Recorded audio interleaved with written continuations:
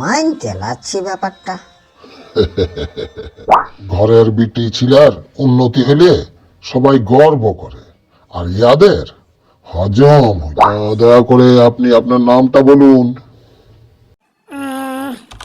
আমার না এই রোগটা আপনাদের বংশ পরম্পরায় নাকি? গুষ্টি কারাদের না।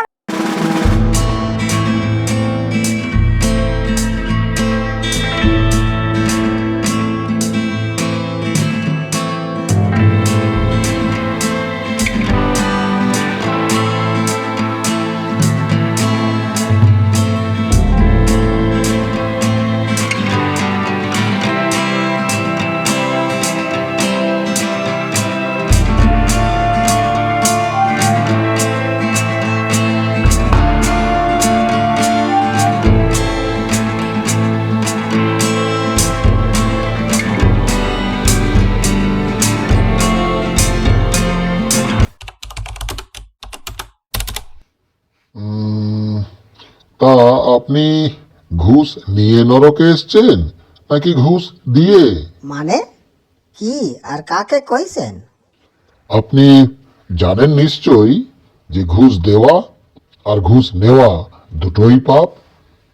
আপনি কি যে কইছেন আমি কিছু বুঝতে পারতেছি না।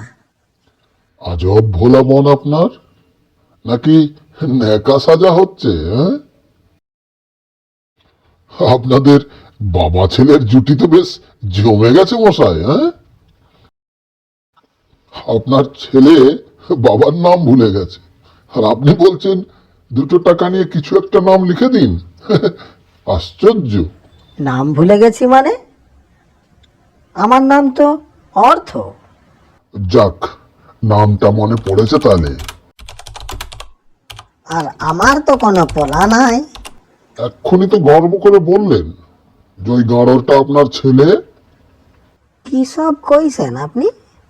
কোন পোলার কথা কইছেন? কেন, ওই আদি? যা, কোথায় গেল? এখনই দেখা দাঁড়িয়েছিল। আর বলবেন না, এই ভেজালদেরকে নিয়ে ত্রিভুবন একদম দুর্গন্ধে ভরে গেছে। কি নাম কইলেন? আদি? আমি একজন আদিকে চিনি।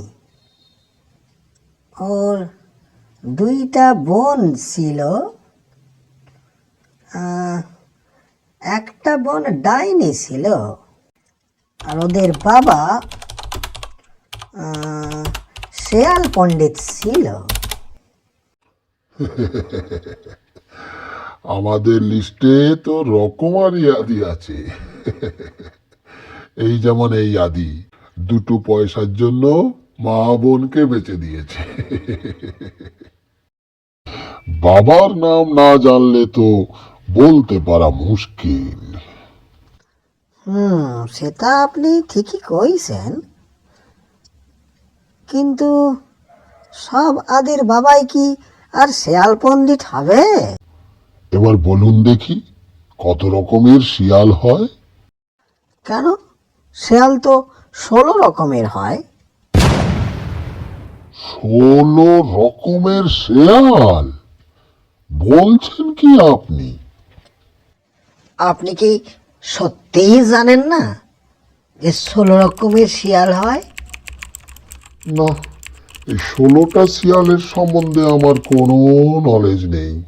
আমি তো 3টে শেয়ালের কথাই শুনেছি। প্রথমটা ধূর্ত শেয়াল, দ্বিতীয়টা মূর্খ শেয়াল, আর তৃতীয়টা যেটা আপনি বললেন, পণ্ডিত শেয়াল। কেন, আপনি খ্যাঁক শিয়ালেরও নাম শোনেননি? দেখি এই 16টা শেয়াল একটু গুগল করে দেখি, যদি সন্ধান মেলে। লেখকের নাম সংগৃহীত। 16টা শিয়ালের ব্যাপারে বিস্তারিত লিখেছেন ইনি। বাহ।